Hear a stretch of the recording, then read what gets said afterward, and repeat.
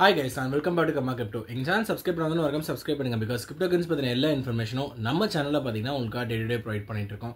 And நான் ரொம்ப தெளிவா பாத்தீங்கன்னா லாஸ்ட் 2 வீடியோஸா பைகாயின் பத்தி பேசிட்டு இருக்கேன். and பையோட May 14th ரொம்ப க்ரூஷியலான டே, என்ன பெருசா அனௌன்ஸ்மென்ட் பண்ண போறாங்க அப்படின்னு சொல்லிட்டு பார்த்துட்டு இருந்தோம்.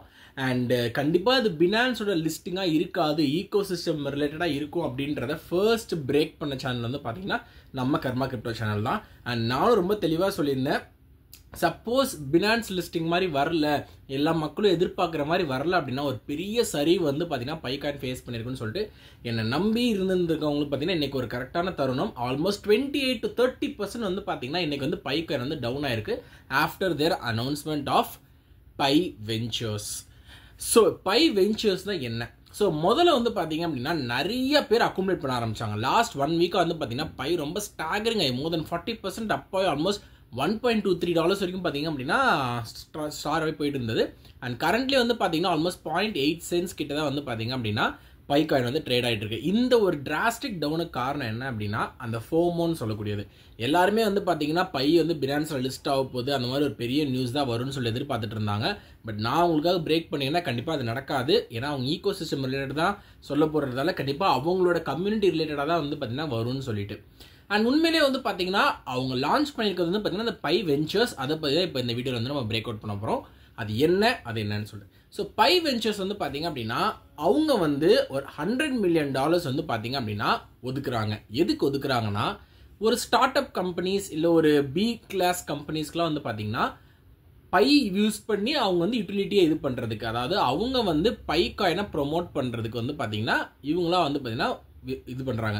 உங்கள் ப்ராஜெக்ட் ஒரு நல்ல சக்ஸஸ்ஃபுல்லான ஒரு இதாக இருந்துச்சு அப்படின்னா நீங்கள் இவங்களை அப்ரோச் பண்ணி பை டீம் அப்ரோச் பண்ணிங்கன்னா அவங்களோட பை ஃபவுண்டேஷன் மூலமாக ஒதுக்கப்படுற இந்த ரிசர்வ்ஸ் ஆல்மோஸ்ட் $100 million இருக்குது. இதை பார்த்தீங்கன்னா உங்களுக்கு கூட ஹெல்ப் இது பண்ணி அந்த பையை எப்படி ரியல் வேர்ல்டுக்கு கொண்டு போகலாம், உங்களோட மீடியமாக எப்படி யூஸ் பண்ணி கொண்டு போகலாம் அப்படின்றத பார்த்தீங்கன்னா இந்த பை வெஞ்சர்ஸ் அப்படின்றது.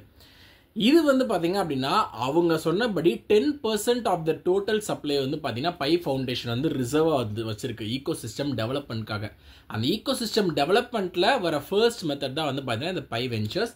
அண்ட் இதில் நீங்கள் உள்ளே போனீங்க அப்படின்னா பை வெஞ்சர்ஸ்குள்ளே உள்ளே போனீங்க அப்படின்னா நான் கூட ரொம்ப பெருசாக இருக்குன்னு பார்த்தேன். பட் சாதா ஒரு கூகுள் ஷீட் தான் பார்த்தீங்க அப்படின்னா போட்டிருக்காங்க.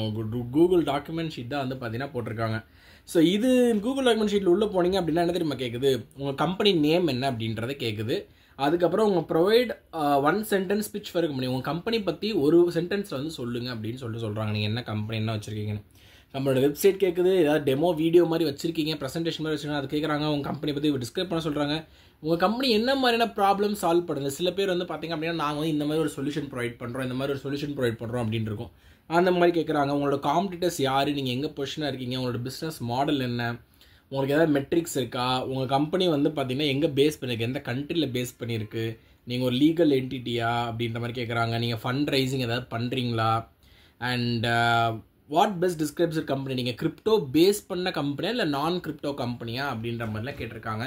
ஸோ இதெல்லாம் பேஸ் பண்ணி அவங்க ஆராய்ஞ்சு ஃபில்டர் பண்ணி யாருக்கு பார்த்தீங்கன்னா அவங்க கொடுத்தோம் அப்படின்னா அவங்க பை ப்ராஜெக்டோடு சேர்த்து உங்கள் ப்ராஜெக்ட் சக்ஸஸ்ஃபுல்லாக இருக்கும், அவங்களுக்கு பார்த்தீங்கன்னா அந்த கான்ட்ராக்ட் அவார்ட் ஆகும்.